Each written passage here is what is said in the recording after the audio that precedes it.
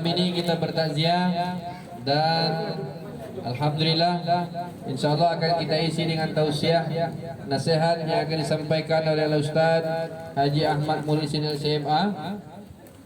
Mari sama-sama kita simak tausiah ini. Mudah-mudahan menjadi bekal pula bagi kita insyaallah untuk menemui Allah Subhanahu wa taala.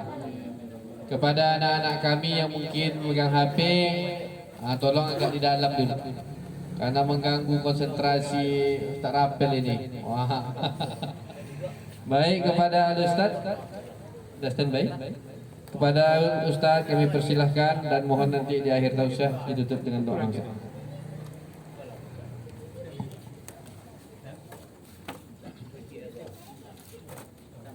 Bismillahirrahmanirrahim.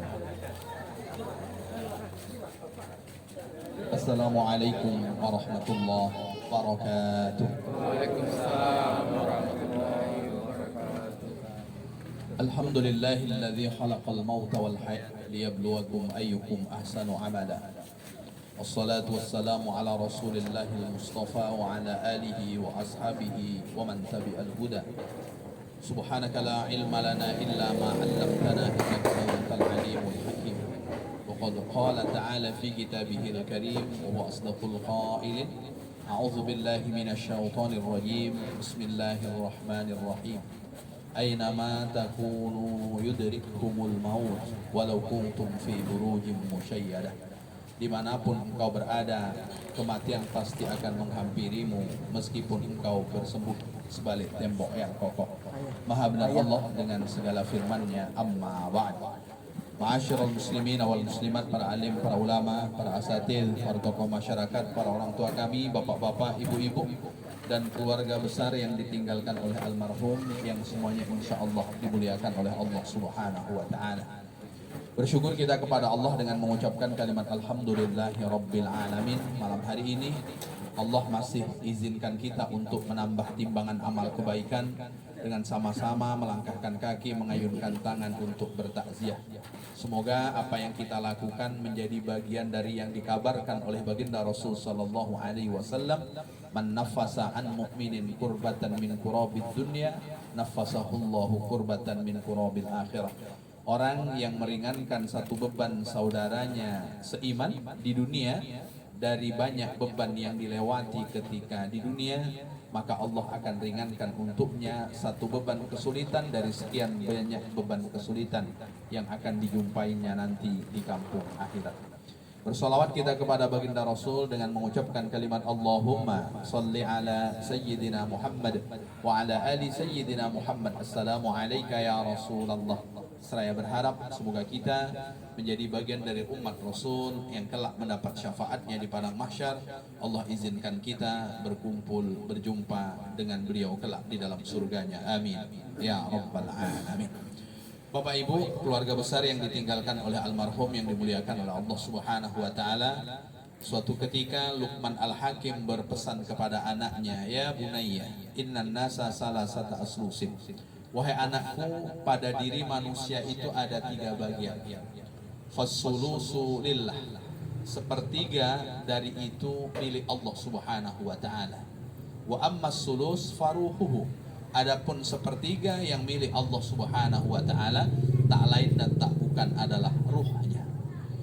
Bapak Ibu, ketika kita berkaca, yang nampak oleh kita adalah jasad, yang nampak oleh kita adalah fisik.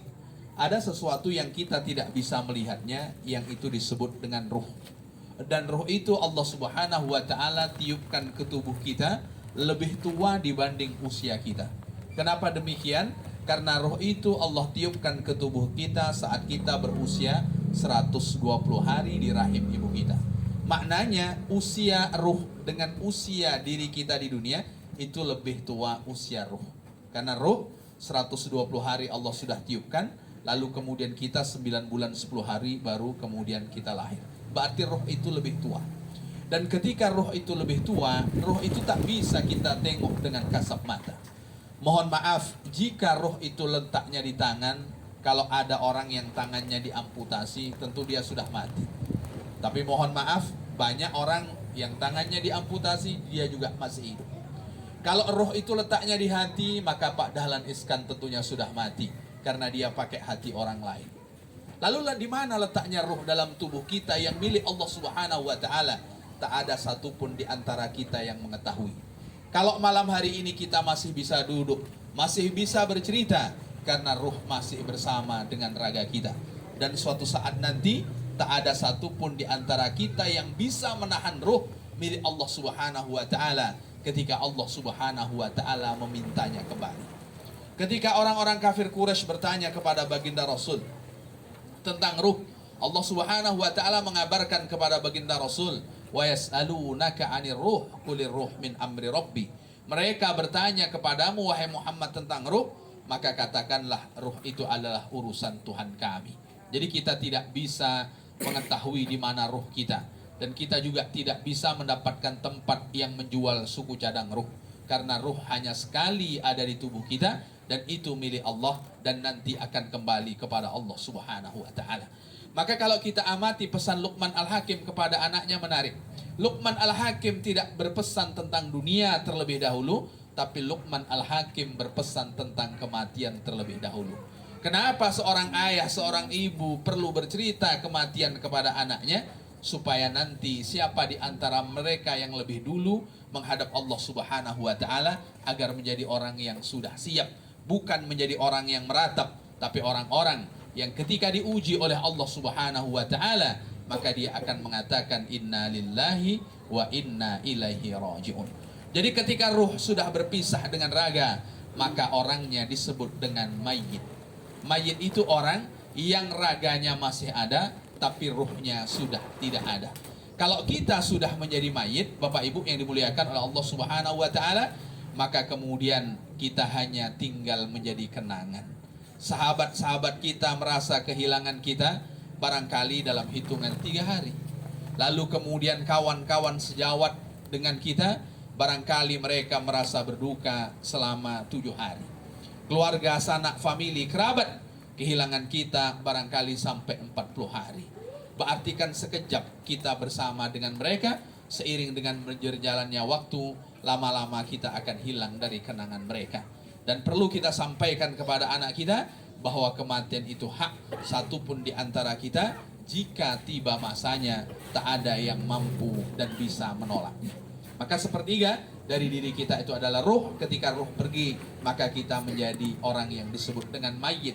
Kalau sudah disebut sebagai mayit, Rasulullah menyebutkan kafa bil mauti wa'idha, cukuplah kematian itu sebagai nasihat.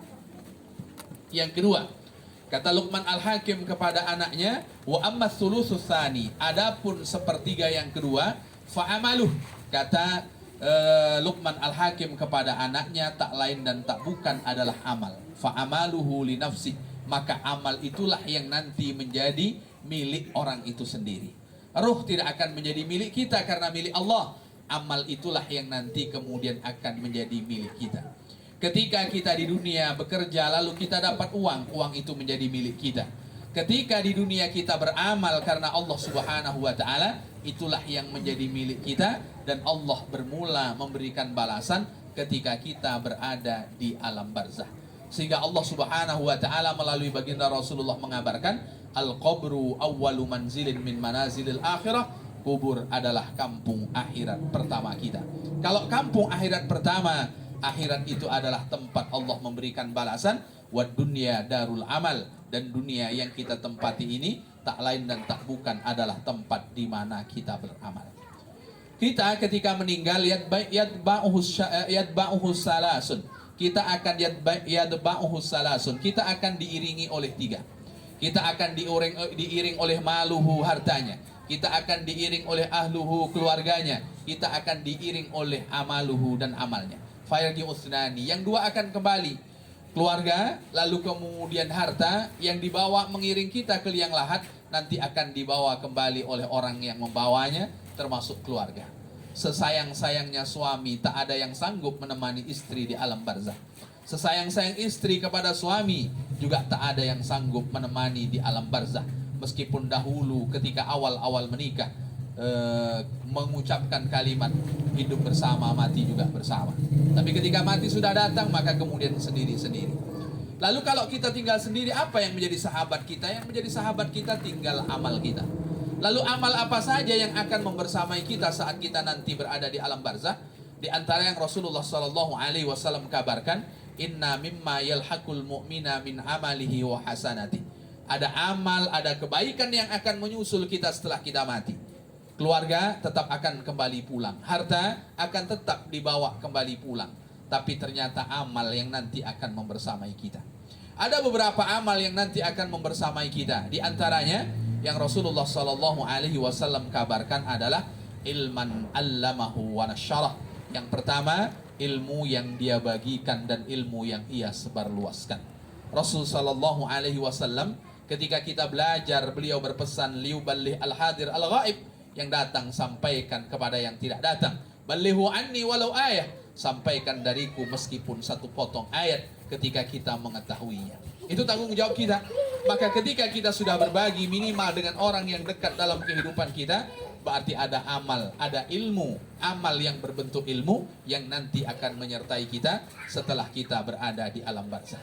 Selain amal apa dia? Awwala dan salihan taraka. Yang kedua, yang nanti akan membersamainya ketika dia berada di alam barzah adalah anak yang soleh. Bapak Ibu yang dimuliakan oleh Allah Subhanahu wa taala, Rasulullah Sallallahu Alaihi Wasallam berpesan, barru abaakum taburrukum abnaukum. Berbaktilah engkau kepada ayah dan ibumu, niscaya nanti anak-anakmu akan berbakti kepadamu. Mustahil anak kita berbakti kepada kita, apalagi setelah kita tiada, kalau kemudian kita tidak berbakti kepada kedua orang tua kita. Jangan harap kita dapat doa dari mereka kalau sekarang kita tidak mendoakan kedua orang tua kita. Maka di antara investasi terbaik setelah kita menghadap Allah Subhanahu wa taala, tak lain dan tak bukan adalah anak yang saleh. Anaknya masih di dunia, tapi doanya nanti akan membersamai kita. Bahkan tidak tanggung-tanggung ketika kedua orang tua mendapatkan fasilitas yang dia sadar dia tidak pantas untuk mendapatkan fasilitas itu, dia bertanya kepada Allah Subhanahu wa taala, kenapa aku mendapatkan fasilitas lebih ini wahai Allah? Lalu kemudian apa jawaban Allah Subhanahu wa taala? Bistighfari waladika laka, karena anakmu memintakan ampun akan dosa-dosamu kepada aku. Jadi anak yang memintakan ampun kepada Allah atas dosa kedua orang tuanya, itu meninggikan derajat orang tuanya di surga Allah Subhanahu wa taala. Maka itulah yang menjadi amal yang akan membersamai kita meskipun dia di dunia, tapi doanya membersamai kita saat kita berada di alam barzah.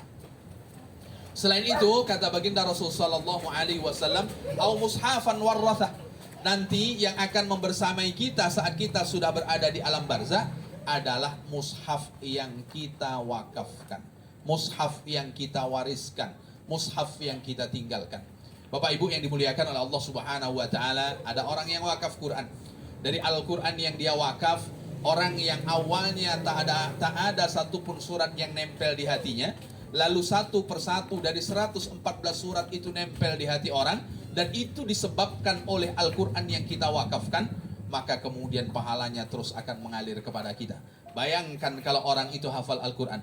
Dari Al-Quran yang kita wakafkan, maka ketika dia meninggal, orang yang hafal Quran, dan Al-Quran itu masih berada di dalam dadanya, maka amal wakaf kita Al-Quran itu pun terus akan mengalir kepadanya. Maka Bapak Ibu, beramal cerdas, satu di antaranya wakaf Quran. Kepada siapa? Kepada para penghafal Quran. Kenapa? Berharap satu di antara Al-Quran yang kita wakafkan itu menjadi bagian dari Al-Quran yang lengket di hati oleh orang-orang yang menghafalkan kalam-kalam Allah Subhanahu wa ta'ala.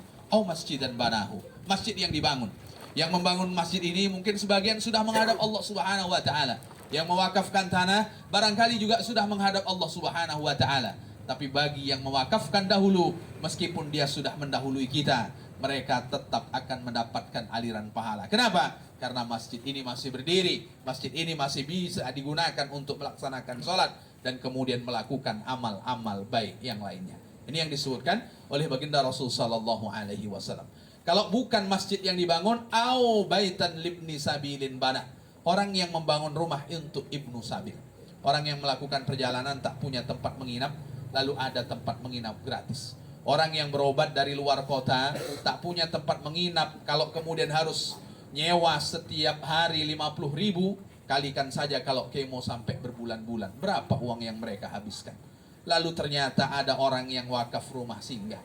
Dia termasuk orang yang singgah itu cuma-cuma, maka akan menjadi aliran pahala bagi orang yang mewakafkan rumahnya menjadi tempat singgah, menjadi orang yang melakukan perjalanan kebaikan, lalu kemudian dia mendapatkan tempat menginap. Nah, itu diantara yang dikabarkan oleh baginda Rasul sallallahu alaihi wasallam. Au nahran ajrahu, di antara amal yang juga nanti akan terus mengalir kepada kita, wakaf sumur. Wakaf apa selain sumur Bapak Ibu?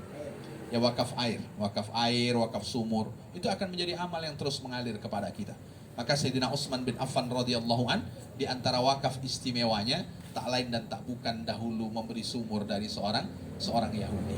Meskipun sumur itu sudah tidak ada, berubah menjadi hotel, Sayyidina Utsman meskipun sudah wakaf, sudah meninggal, tapi rekening amalnya masih ada.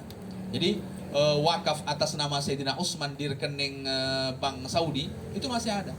Padahal orangnya sudah meninggal, tapi kebaikannya terus mengalir kepada yang bersangkutan. Atau sedekah yang dikeluarkan waktu sehat, atau sedekah yang dikeluarkan ketika orang masih hidup. Itu diantara amal yang nanti akan membersamai kita. Intinya, kata Luqman Al-Hakim kepada anaknya, sepertiga itulah yang nanti akan menjadi milik kita, dan itu adalah amal. Lalu tinggal sepertiga yang terakhir, fajasaduhu, yaitu jasad kita. Tinggal jasad kita. Maka orang kalau ruhnya sudah tidak ada, dia sudah tidak bisa beramal lagi, tinggal apa? Tinggal jasadnya, hanya tinggal fisiknya saja. Hanya tinggal fisiknya saja. Kalaulah seandainya orang berada di kapal, 40 orang, lalu kemudian datang ombak besar, maka kemudian harus diputuskan, satu harus dilempar ke laut, karena supaya kapal itu tidak tenggelam, maka yang prioritas dilempar ke laut adalah orang yang sudah meninggal terlebih dahulu. Kalau ada yang meninggal, kalau tidak mesti dengan cara diundi. Dengan cara diundi, maka yang pertama ditinggalkan siapa? Orang yang sudah tidak ada nyawanya. Menunjukkan Bapak Ibu, kita ini kalau sudah tidak ada nyawanya, tidak ada apa-apanya sama sekali. Hanya saja kewajiban orang yang masih hidup memuliakannya. Memuliakannya, sehingga memuliakannya dengan memandikan, memuliakannya dengan mensolatkan, memuliakan dengan kemudian mengkafani, dan kemudian memasukkan ke liang lahat. Dan fisik kita ini Bapak Ibu yang dimuliakan oleh Allah, pesan Luqman Al-Hakim kepada anaknya, liduli, nanti hanya akan menjadi santapan cacing tanah. Maka ketika kita sudah masuk ke liang lahat, dari hari berubah ke pekan, maka tubuh kita akan membengkak, lalu kemudian memecah. Saat memecah, maka akan menjadi santapan cacing tanah. Seiring dengan berjalannya waktu, habis tubuh kita, tinggal tulang belulang. Seiring dengan berjalannya waktu, tulang belulang itu pun akan habis. Hanya satu tulang yang tidak habis. Satu tulang itu disebut dengan ajabuz zanab, tulang ekor.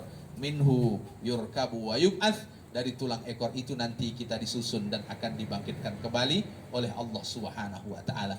Mengadakan yang tidak ada bagi Allah, kun fayakun, mudah, apalagi kemudian mengadakan yang sudah ada bagi Allah Subhanahu wa taala jauh lebih mudah. Maka jangan anggap mati akhir dari segala-galanya, tapi mati bermulalah segala-galanya. Kita mendapatkan reward dari amal yang kita buat, kita mendapatkan punishment dari perbuatan jahat yang kita lakukan. Maka pilihan kita Bapak Ibu, tentu kita meminta ampun kepada Allah. Semoga kesalahan kita diampuni oleh Allah, termasuk kesalahan almarhum, dan kemudian kita menyiapkan amal-amal baik menuju Allah Subhanahu wa taala. Karena orang yang paling cerdas, Rasulullah sallallahu alaihi wasallam ketika ditanya manil aqyas, Rasul siapa orang yang paling cerdas? Kata Rasulullah, aktsaruhum lil mauti dzakira, saat dia banyak ingat mati, wal istidadu lima ba'dah, dan dia menyiapkan bekal setelah dia mati. Berarti kalau bekal setelah mati dia siapkan, menyiapkannya waktu dia masih hidup, karena kita tidak bisa menyiapkan bekal setelah nyawa terpisah dengan raga.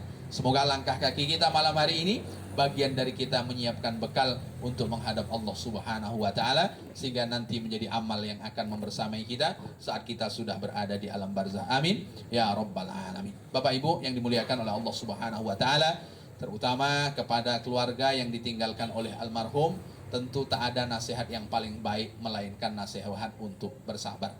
Dan dengan meninggalnya almarhum, tentu jangan sampai kemudian kita berhenti untuk berbakti kepada kedua orang tua. Karena ada seseorang dari kalangan Bani Salmah bertanya kepada baginda Rasul, Rasul, apakah masih bisa aku berbakti kepada kedua orang tuaku yang sudah wafat? Kata baginda Rasulullah, na'am, bisa. Bagaimana caranya wahai Rasul? Kata Rasulullah, bistighfari lahumah, mintakan ampun, bis sholati alaihima, yang pertama mensolatkan jenazah keduanya. Jadi terakhir bakti seorang anak kepada kedua orang tua adalah mensolatkan jenazahnya. Setelah itu apa? Wal istighfaru lahuma, mintakan ampun kepada Allah akan dosa-dosa mereka. Makanya doa kepada orang yang sudah meninggal, terutama orang tua kita, jangan sampai putus. Allahumma ghfirli wali walidayya warhamhuma kama rabbayani shahira. Itu tetap kita minta kepada Allah Subhanahu wa taala. Yang ketiga, wa ibqaun bi uhudihima. Kalau orang tua punya janji belum tertunaikan, meskipun menunaikan bukan kewajiban anak, tapi ketika anak menunaikannya, maka dihitung sebagai anak yang berbakti kepada kedua orang tua. Yang berikutnya, kata baginda Rasul sallallahu alaihi wasallam, wa ikramu sadiqihima wa sillatur rahimillati la tusalu illa bihima. Kalau masih ada kawan sahabat orang tua, muliakan mereka. Muliakan mereka, datangi bersilaturahim. Karena kita tak mengenal nilai silaturahim kalau dahulu orang tua tidak mengajarkan kepada kita. Kawan orang tua kita ketika kita kunjungi pasti senang. Mereka akan bernostalgia, bercerita ketika mereka muda berkawan. Maka kalau ada kawan orang tua kita kunjungi, tak ada yang tidak senang, tak ada yang menutup pintu ketika kita datang, ketika kita menyebutkan, saya adalah anak dari kawan bapak. Pasti senang. Senang sekali. Dan itu saya membuktikan ketika saya ke Dumai. Saya pernah kecil di Dumai, maka ketemu dengan kawan-kawan ayah. Oh, itu nostalgia, ceritanya lama sekali. Cerita bagaimana payahnya dulu dan kemudian seterusnya. Sehingga kita sebagai anak mendapat pelajaran, lalu kemudian kawan orang tua kita juga menjadi senang. Bukankah menyenangkan hati orang bagian dari amal yang dicintai dan disukai oleh Allah Subhanahu wa taala. Barangkali itu Bapak Ibu yang bisa saya sampaikan pada kesempatan malam hari ini. Semoga kita yang hadir bisa mengambil pelajaran tentang kematian. Dan sekali lagi bagi keluarga yang ditinggalkan oleh almarhum, semoga Allah Subhanahu wa taala berikan kesabaran. Semoga almarhum Allah Subhanahu wa taala ampuni dosanya, Allah lapangkan kuburnya, lalu kemudian menjadi bagian dari orang-orang yang kelak Allah kumpulkan dengan orang-orang yang salih. Amin ya rabbal alamin. Sama-sama kita membaca doa, karena kepada orang yang meninggal yang ditunggu tak lain dan tak bukan adalah doa. Ketika kita nanti ingin dapat doa, maka juga kita mendoakan orang. Wa ala niyatina shalihah, khususan li almarhum Bapak Johan, lahu wali abaina wali ummahatina wali ajdatina wali jaddatina wali man ahsana ilaina wali jami'il muslimina wal muslimat al ahya'i minhum wal amwat. Al-Fatihah. A'udzu billahi minasyaitonir rajim. Bismillahirrahmanirrahim. Alhamdulillahi rabbil alamin. Arrahmanir rahim. Maliki yaumiddin. Iyyaka na'budu wa iyyaka nasta'in. Ihdinas siratal mustaqim. Siratal ladzina an'amta 'alaihim ghairil maghdubi 'alaihim waladdallin. Amin. Na'udzu billahi minasyaitonir rajim. Bismillahirrahmanirrahim. Allahumma shalli ala sayyidina Muhammad wa ala ali sayyidina Muhammad. Allahumma inna nas'aluka bi annana nashhadu an la ilaha illa antal ahadus samad, lam yalid wa lam yulad wa lam yakul lahu kufuwan ahad, an taghfira lana dhunubana wa liwalidayna warhamhuma kama rabbayana shighara, wa li muallimina wa li masyayikhina wa li aqribaina wa li ajdatina wa li jaddatina waliman ahsana ilaina wali jami'il muslimina wal muslimat wal mu'minina wal mu'minat al ahya'i minhum wal amwat. Allahumma ighfir li Bapak Johan ya Allah. Allahumma ighfir lahu warhamhu wa'afihi wa'fu anhu. Allahumma akrim nuzulahu wa wasi' madkhalahu waj'alil jannata maswahu. Allahumma nakkihi minal khataya wal dhunub kama yunaqqa thawbul abyadu minad danas. Allahumma ij'al qabrahu rawdatan min riyadil jinan wa la taj'al qabrahu hufratan min hufarin niran. Allahumma atina as-sabra wa kadzalika ahluhu ya Allah ya rabbal alamin. Allahumma ahsin aqibatana fil umuri kulliha wa ajirna min khizyid dunya wa azabil akhirah. Allahumma rabbana atina nufusana taqwaha wa zakkiha anta khairu man zakkaha anta waliyuha wa maulaha. Allahumma ja'al akhira kalamina intihai ajalina qawla la ilaha illallah. Rabbana atina fid dunya hasanah wa fil akhirati hasanah wa qina adzabannar. Subhana rabbikal izzati amma yasifun wa salamun alal mursalin walhamdulillahi rabbil alamin. Demikian Bapak Ibu, kurang lebih saya mohon maaf, terutama kepada keluarga yang ditinggalkan oleh almarhum. Ihdinas siratal mustaqim. Wassalamualaikum warahmatullahi wabarakatuh. Bapak dan Ibu kaum muslimin dan muslimat yang dirahmati Allah, demikian takziah kita pada malam hari ini. Mudah-mudahan apa yang disampaikan oleh Ustaz dapat kita ambil hikmahnya. Dan mari sama-sama kita menuju masjid untuk menunaikan solat fardu isya berjamaah. Jangan tunda-tunda lagi untuk bertaubat karena malaikat maut tak tahu kapan. Ya Pak ya. Baik, assalamualaikum warahmatullahi wabarakatuh. Untuk malam besok kembali kita kemari Pak deh. Ya. Demikian, assalamualaikum warahmatullahi wabarakatuh.